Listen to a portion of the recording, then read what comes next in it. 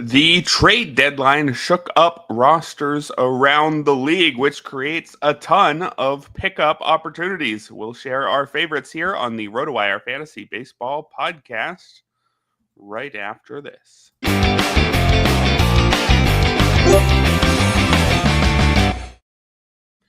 Hello and welcome, everybody, to the Saturday edition of the RotoWire Fantasy Baseball podcast. Erik Halterman here with Ryan Boyer. And Ryan, we had a lot of action this week that shook up rosters around the league. Do you think Yankees fans will be happy with how the trade deadline went after all their new relievers combined to blow the game last night? Yeah, that wasn't pretty. I think they'll be okay though. Maybe just a one-day blip. At least that's the hope for the Bronx Bombers. Did their usage in that game affect at all what you're thinking about picking up any Yankees relievers going forward? Just double checking the order everybody came in the box score. It was David Bednar and then Camilo Doval in the 8th and 9th, right? Yeah, I assume Devin Williams was unavailable. He didn't pitch the day before that, but he had thrown each of the 2 days prior to that and on Sunday, so 3 of the previous 4 days. I assume he was just unavailable. If he was available, it would be odd not to see him appear in that game, especially since Boone essentially came out and said that he was going to be retaining the closer job. Certainly something to keep an eye on, but I mean, with the way the rest of those guys performed, I guess this only strengthens Devin Williams holding that job. Yeah, I guess so. Jake Bird, who wasn't one of the exciting high-leverage new relievers for the Yankees, but was also newly acquired, he gave up 4 runs in 1/3 of an inning. David Bednar actually entered in the 7th. He did get 5 outs, but gave up 2 runs. And then Camilo Doval gave up 3 more, one of them earned. But that wasn't the only unexpected reliever usage post-deadline. We also had Mason Miller coming in for his new team, the San Diego Padres, in the 8th inning. Did the A's just trade away Leo DeVries for a setup man? Yeah, that was unexpected. I guess I should have been placing a little higher probability on Robert Suarez retaining that job than I did. I mean, I still think Mason Miller is going to get his save chances. But what was it? Was it 6, 7, 8? Did he face in order 5, 6, 7, something like that? It was, yeah, I believe it was like 5, 6, 7, 8. 5, 6, 7, he allowed 1 base runner. Yeah, so it's not like he was coming in to face the heart of the order either. Right. Maybe they just wanted to give him one non-save opportunity appearance to get his feet under him. But I mean, I think you probably have to assume that Suarez is ahead of him, at least in the saves pecking order right now. I've not seen if Mike Shildt said explicitly one way or the other at this point. Mason Miller certainly is still a hold, but his fantasy managers are not too happy about how things went down yesterday. Yeah, and I guess Suarez a hold as well. Somebody we expected to maybe be needing to drop, that will no longer be the case. Yep. I would still go get Mason Miller in an NL-only league, but I would probably prioritize Yohan Duran ahead of him at this point. Elsewhere, in some of the big headlines, we got word that Aaron Judge is set to return early next week, could be back from his elbow strain, flexor strain, I should say, as soon as Tuesday. That's very good news. I mean, you would just throw him in your lineup, assuming we get no new updates. If you've got a weekly lineup and we think we're going to get 6 days of Aaron Judge, that's better than getting a guaranteed 7 days of most players. Yeah, I think you definitely have to throw him in there. I think really the big thing to watch here is just how the playing time is going to break down, because he's going to be limited to DH duty initially. It could be a while. They haven't really said when a goal is as far as a date goes to get him back in the outfield. Giancarlo Stanton, I guess he'll play some outfield. I can't imagine that they're going to send him out in the outfield on a regular basis. And he's been swinging a hot bat too. I think he hit 7 home runs in July. He's already got a couple in August already. So that would be losing a big bat in their lineup, depending on how long Judge needs to DH. But it's going to be an interesting puzzle that Aaron Boone has to put together here, especially with the outfielders. I mean, they added 3 kind of secondary players at the trade deadline that could all see action against lefties, Caballero and Austin Slater and Ahmed Rosario, all capable of playing the outfield. That kind of throws another wrench into the plans of like Trent Grisham and Jason Dominguez, probably going to sit against lefties now most days, I would guess. Cody Bellinger should play every day regardless. But yeah, it was already a complicated lineup for Aaron Boone to juggle, but now it's even more complicated while Judge is limited to DH duty. Yeah, which looks like it should be at least a couple more weeks. It's a couple more weeks before Judge is even cleared to throw, and I imagine he doesn't return to the outfield the first day that he's cleared to throw. So this could be, most, if not all, of the month of August where the Yankees have to figure this out. One more bit of news to get to. Emmanuel Clase and Luis L. Ortiz, the 2 Guardians pitchers under investigation as part of this gambling investigation. Both of them had their lockers cleared out, which I assume means Cleveland doesn't think they're coming back this year. I mean, I guess we hope that they're found innocent and get to keep playing baseball, but there's a real chance that we literally never see either of them again at the MLB level, given what their offenses are, or at least for several years. And this would seem to be hinting more in that direction than hinting that they're about to get cleared tomorrow. Yeah, I mean, I think you covered it there. It's any doubt that they might have a chance of coming back this season, I think that pretty much rules it out. So if you were hanging on to Clase, I think it's safe to go ahead and drop him. And hopefully we get good news on his future MLB career, but certainly would not be expecting him back this season. All right. Well, if you need to drop Emmanuel Clase, you're probably looking to pick up a closer, and that's good news because half the names we've got today, it seems like, are closers. A ton of new closers out there, new potential closers, new committee leads, etc. Let's jump right into it with the priority ads. Who's your first one on the list, Ryan? Randy Rodriguez of the Giants, new closer in San Francisco, named the closer by Bob Melvin. Already picked up a save yesterday against the Mets. It was a tough one too because it was extra innings with that ghost runner with a 1-run lead. Wound up loading the bases, but got out of it, got to get the save. I mean, he's been one of the best relievers in baseball this season. ERA barely over 1, WHIP well under 1, 63-10 strikeout to walk rate over 46 innings. Been focusing on 2 pitches this season after kind of dabbling with 4 pitches last year, and the command and control have really taken off. I know he's focused on that. Had a 17.9% walk rate his final year in the minors. That is down to 5.7 this year. So huge leaps he's made with his control, and the stuff has always been elite. So I think Randy Rodriguez pretty clearly the top ad among relievers on their fantasy wire. Yeah, Rodriguez has been amazing. One of those setup men who already was maybe worth considering adding just because his ratios were that good. And now that he's also a closer, very good news. He's going to be the top ad in most leagues. There was a question about, or I guess a comment, would you still grab Ryan Walker there? When we had our reliever draft, our new closer draft on the Thursday trade deadline roundtable, I did mention Walker as somebody who I would still grab because he's had saves before. But at this point, if they're saying that it's Randy Rodriguez, I don't see much need to go for Walker as well.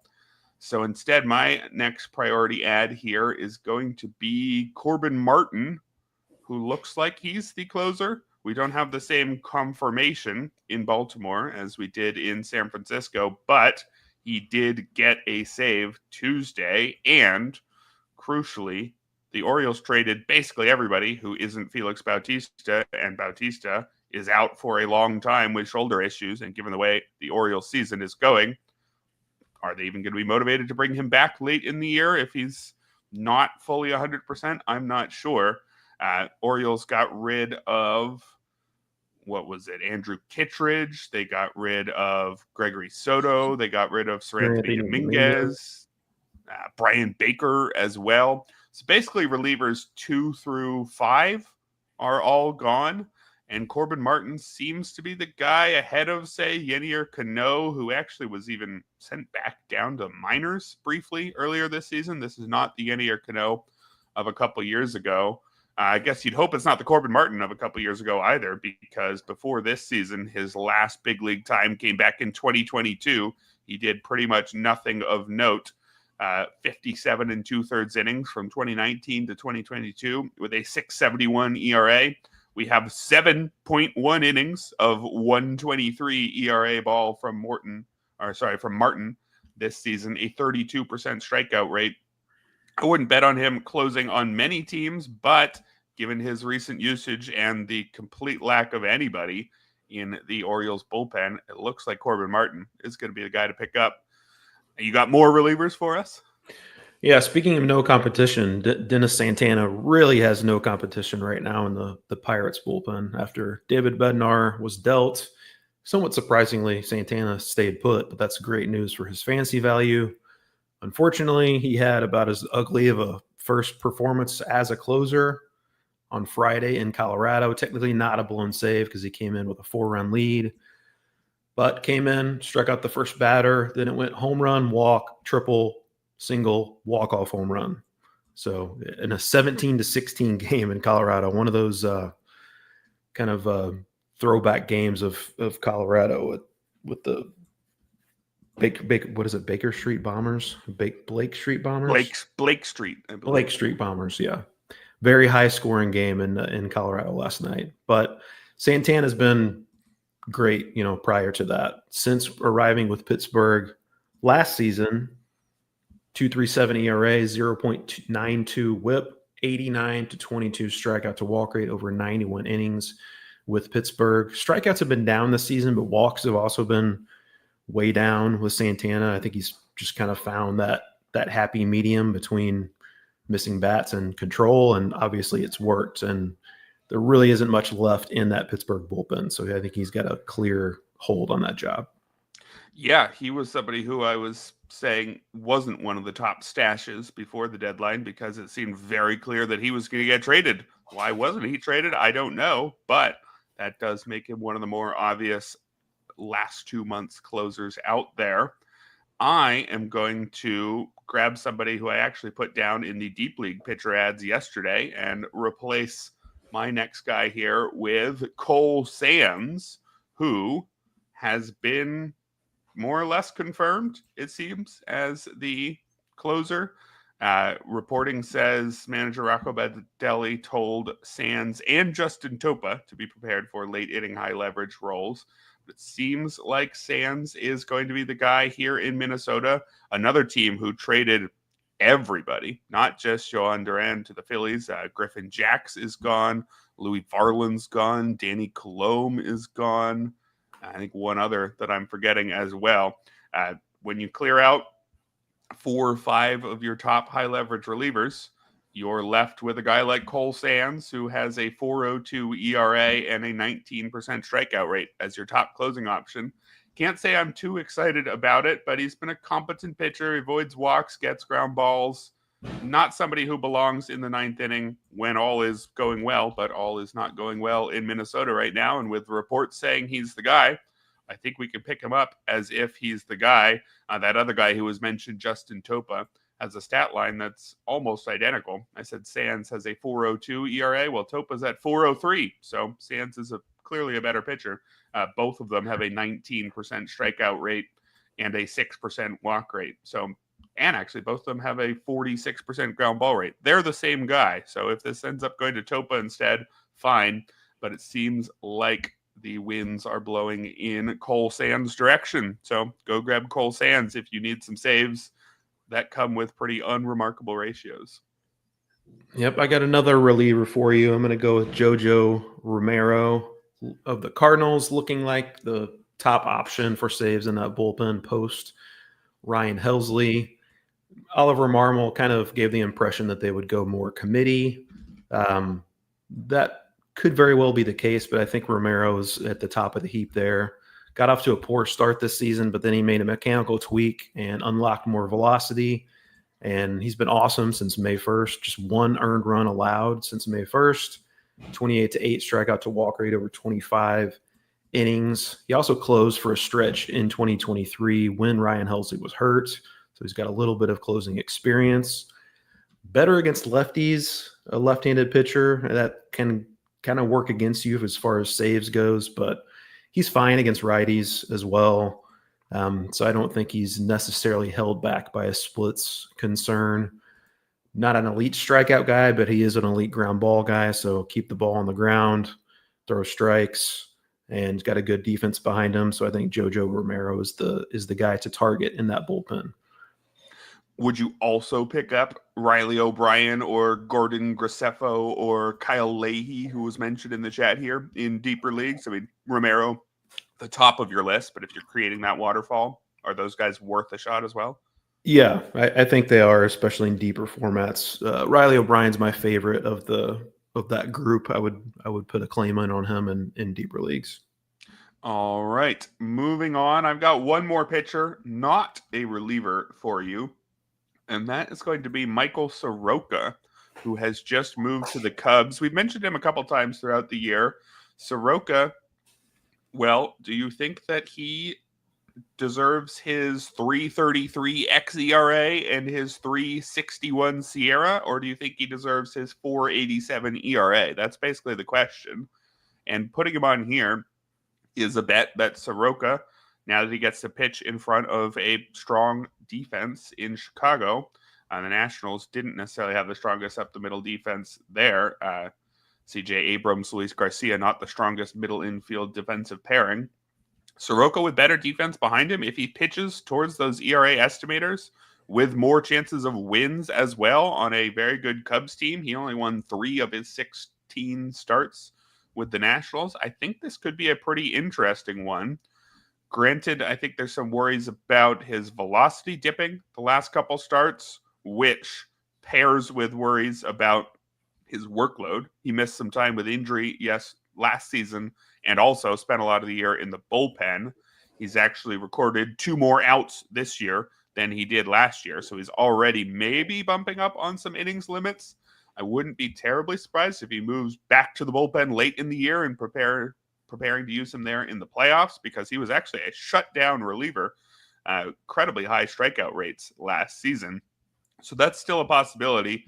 But I see Sarroa, I see those ERA estimators.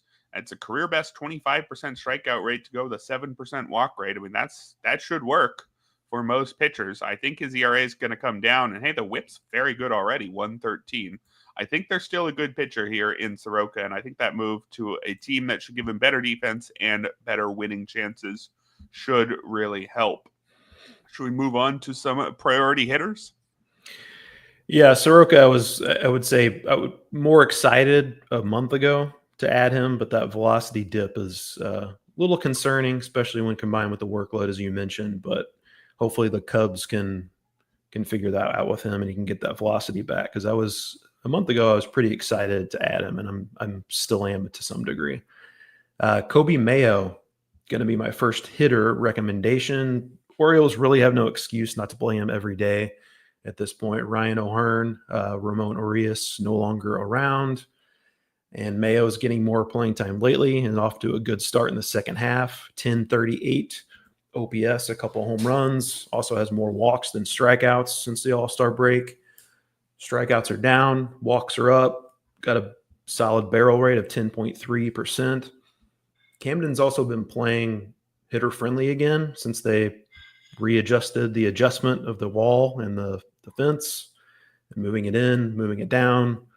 I believe it's third maybe among right-handed hitters this season is specifically for home runs. So that should benefit Kobe Mayo, and it's not all great if you look under the hood with Kobe Mayo, but so you're kind of betting on pedigree to some degree, but still 23 years old, should be playing every day down the stretch. I think now is probably a time to go ahead and scoop him back up.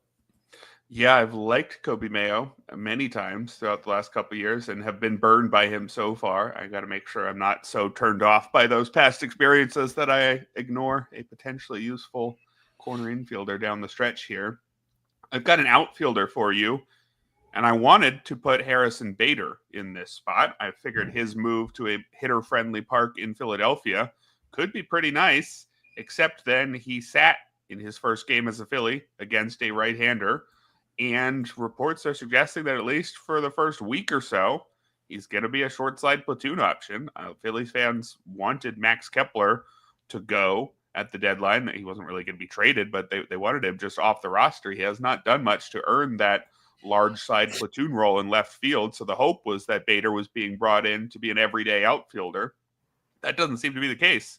So I can't endorse him as a priority pickup. Instead, I've got Ramon Laureano on here, but wait until you see the lineup for tonight's game against the Cardinals. The first game for the Padres post-deadline was against a lefty. So Ramon Laureano, who bats right-handed, did get that start. Question is, does Gavin Sheets keep his job against righties in left field? Sheets was somebody I really liked earlier in the year. I thought he was doing much better now that he'd finally gotten out of the White Sox and showed that, yeah, he's a professional hitter. He's a good enough bat to earn regular at-bats in left field. It's fallen off a bit and cannot really defend in left field. So does that mean Ramon Laureano, who's in the middle of a very good season, has a 141 WRC plus on the year? He's hitting 285, 15 homers in 83 games. That looks like an everyday player to me. So I'm putting Laureano on here with the assumption he's going to get everyday at bats for a good team down the stretch. But if he sits today against a righty, scratch him, ignore him, don't pick up Ramon Laureano. So we'll be waiting a few hours to see whether or not I just wasted everybody's time. Yeah, another guy on the move, Carlos Correa, headed back to Houston. Could we see a rejuvenated Carlos Correa? He batted cleanup for the Astros in his Astros re-debut, whatever you want to call it. Sub 700 OPS this season for the Twins. Not great, obviously. Does have a 28-point gap between his WOBA and expected WOBA, so he's been a little unlucky from a batted ball perspective. And just looking back to 2024, obviously missed a bunch of time due to injury, but he was an elite hitter when he was on the field. I would say it's more category specific because he's a guy at shortstop and soon to gain third base eligibility that just offers nothing in the speed department. That can be difficult to overcome, but if you're looking for a guy at one of those two positions who could give you a little jolt of power, I think it's okay to roll the dice on Carlos Correa. Yeah, I liked Correa a lot back in draft season. Thought that he was being underpriced as somebody who actually could still help you in 4 categories. That hasn't been the case this year, although he has stayed healthy. Definitely hoping that a move back to the Crawford boxes is going to give a boost to a few of my teams where I still have him. Got one more priority ad for you, and it's somebody who has nothing to do with the trade deadline.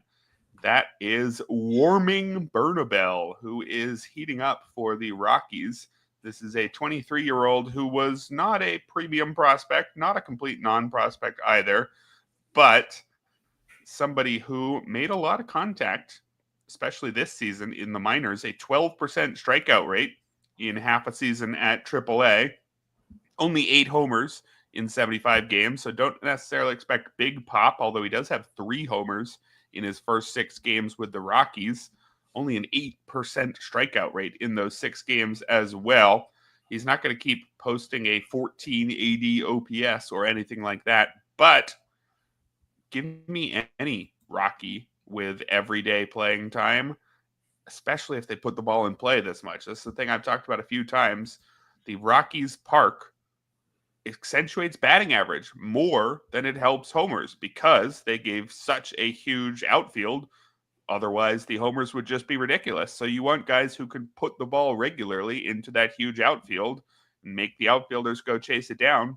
You can run some really high batting averages there. And I think Warming Bernabel is somebody who could well do that. So if you need help with batting average, I would go grab Bernabel even in some shallower formats. I think Coors Field is going to prop up a imperfect player here and actually make him pretty useful. Can you get behind that? Yeah, I mean, I think you said it. Just any Rocky that's going to be playing regularly, except for maybe the exception of Orlando Arcia is getting run at third base. I don't know if you necessarily need to go at him, but warming is. I'm warming up to warming. How about that? Could help your batting average. Not a 0 in the power department, and obviously he's in a favorable environment for sure. Yeah, plenty of pun potential as well. We're going to move on to our deep league ads right after this message from the NFFC. The NFFC RotoWire Fantasy Football Online Championship is live. Play fantasy football against your favorite RotoWire experts on NFFC this football season. Jeff Erickson, Nick Whalen, and more will compete in the RotoWire NFFC Online Championship for a shot at $250,000. Sign up for a draft today at rotowire.com/high stakes. That's rotowire.com/high stakes. And welcome back, everybody, to the Saturday Fab edition, post-deadline edition of the RotoWire Fantasy Baseball Podcast. Erik Halterman and Ryan Boyer moving on to the Deep League ads, starting with the pitchers. Who do you got first up, Ryan? Another guy who was traded, Mick Abel, going to the Twins. Reporting to AAA, St. Paul for now, but likely to get his chance with the big club sooner rather than later. Showed flashes with the Phillies, had that 6 shutout innings, 9 strikeouts in his major league debut. 2.21 ERA through his first 4 starts before he kind of hit a rough patch and went back to the minors. And in the minors, he's been great this year. 2.31 ERA, 26.6% strikeout rate. Also a 10.5% walk rate, but that's actually notably better than it has been in the past. He walked batters at a 15.1% rate in 2024. So making strides in that regard. Probably never going to be a great control pitcher, but could be a high upside strikeout pitcher. And I suspect that he's going to have a spot in the Twins rotation sooner rather than later. Yeah, I noticed you put Abel and not Taj Bradley, another starter the Twins acquired, who looks like he's in AAA for now. The Twins are going to need one of them. Bailey Ober returning. They still have a spot open in the rotation. If it is Bradley who comes up instead of Abel, would you endorse a pickup for him as well? Yeah, I think so. I would actually probably prefer Bradley of the two. He's a little more rostered. But if you have opening in a deeper format and they're both available, I would lean Bradley out of the two. All right. My next name here is Jack Perkins of the A's, somebody who I believe you put on a few weeks ago, Ryan. But that was when we were just wondering what his role might eventually be. He has actually picked up some saves so far.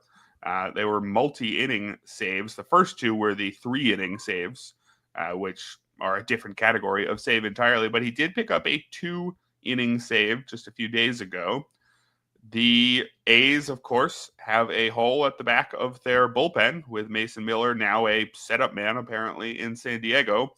They also have holes in the rotation, though, and Jack Perkins was a starter in the minors and has thrown at least 2 innings in all but one of his, 8 big league appearances so far. So he's being used as a multi-inning reliever, which theoretically keeps him built up enough to get back into the starting rotation.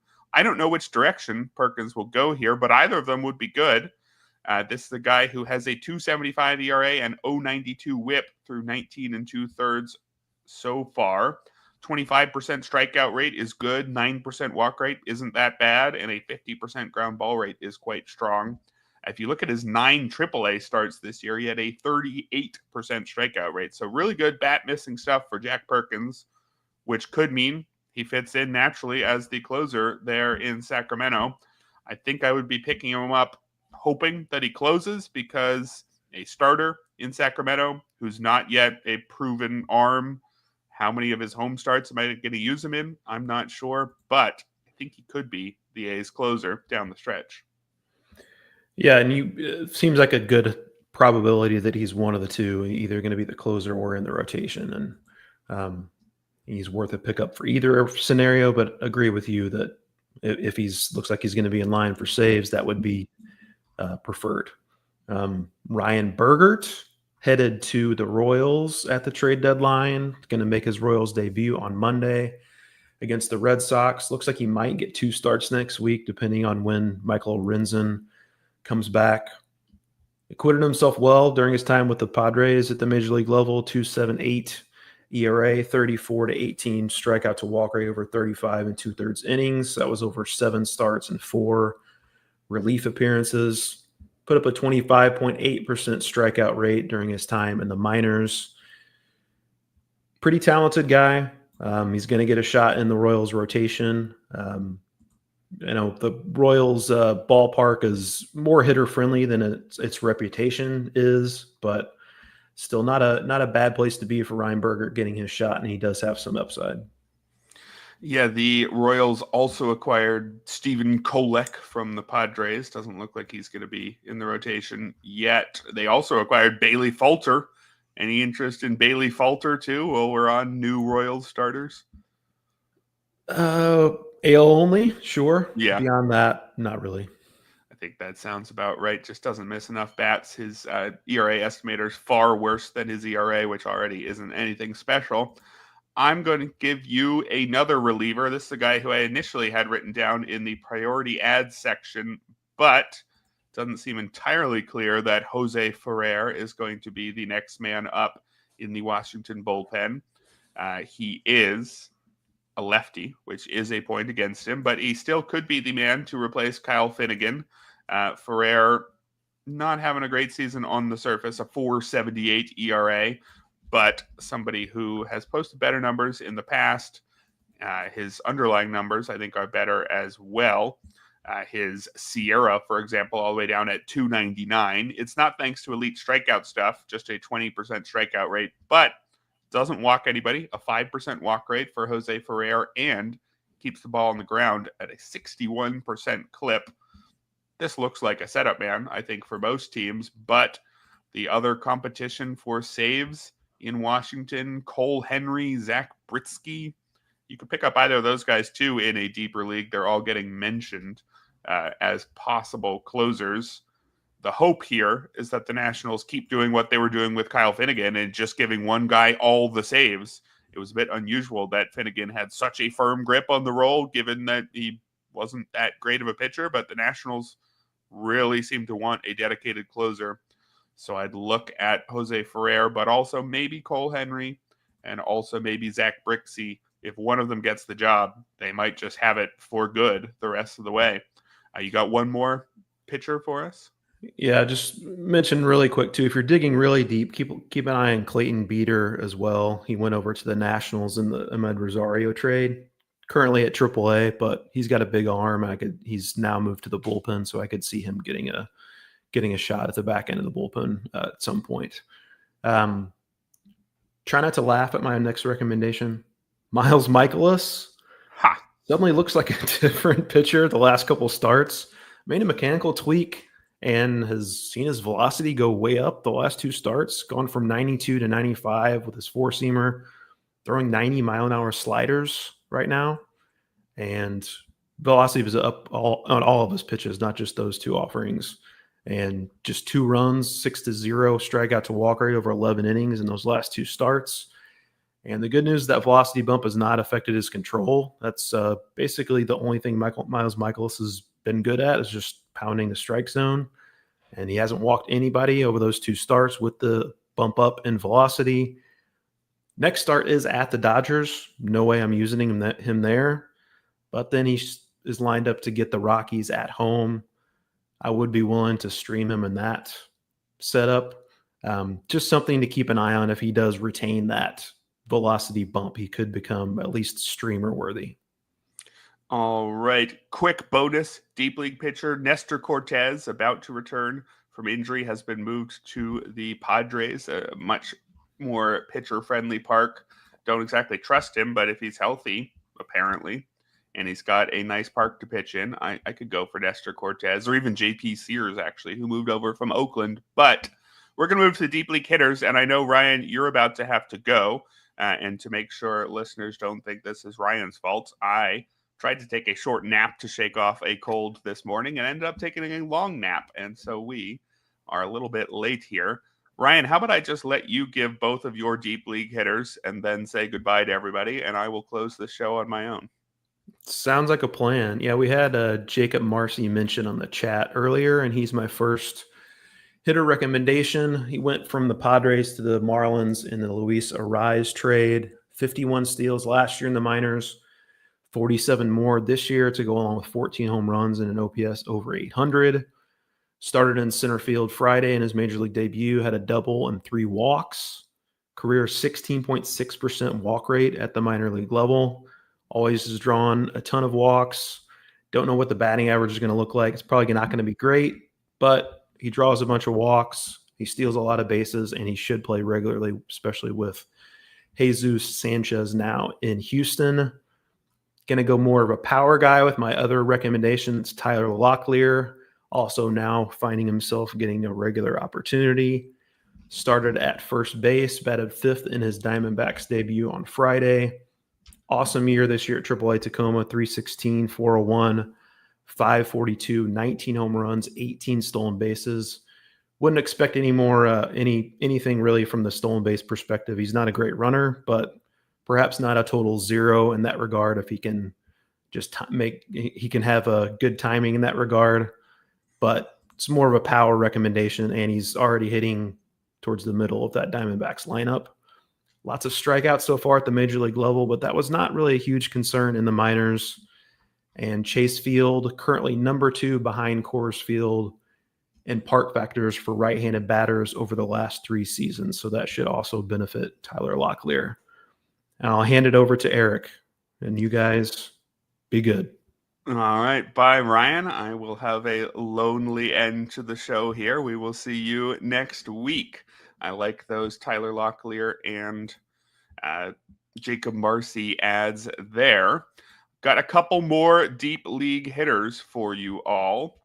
Scrounging for guys who could be taking playing time left behind by some of their teammates who've now been dealt. That means a lot of these guys aren't going to be terribly exciting, and they're often going to be guys we've seen before, starting with Edoir Julian, who looks like he's going to get quite a lot of playing time at second base for the Twins, who dealt away multiple players. A whole bunch of guys left the Twins at the deadline. Ty France, Willie Castro exiting the infield.